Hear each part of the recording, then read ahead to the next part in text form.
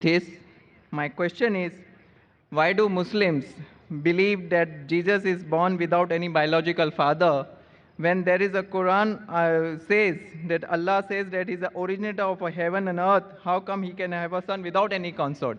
We asked the question that Muslims believe that Jesus Christ, peace be upon him, was born without any biological father. But the Quran says, how shall Almighty God have a son when he doesn't have a wife? As far as the miracle of Isa alayhi salam, Quran says in Surah Al-Imran chapter 3 verse number 47, when Maryam alayhi salam says, Mother Mary, that how shall I have a son when no man has touched me? The reply comes back, Angel Gabriel, فَإِذَا قَضَى أَمْرًا فَإِنَّمَا يَقُلْ فَيَكُونُ. When Allah decrees a matter, He just said to it, be and it is. Similarly, in Surah Al-Imran chapter 3 verse number 59, Allah says, إِنَّ مَثَلَ إِيسَى إِنَّ اللَّهِ كَمَثَلِ آدَمَ خَلَقَ مِن تُرَابٍ ثُمَّ قَالَ لَهُ كُن فَيَكُونُ. The similitude of Jesus in front of Allah is like Adam, that he was created from dust and said be and it was. So what we realize that Almighty God, normally by nature, human beings are born by mother and father.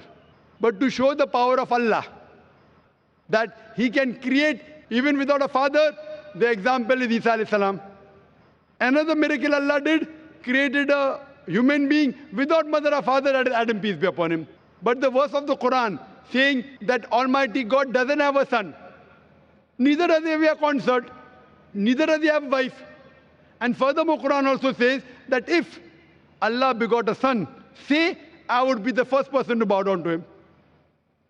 That doesn't mean Allah has a son. It's saying that there's no question of Allah begetting, because begetting is an animal act. It is functions of lower animals of sex.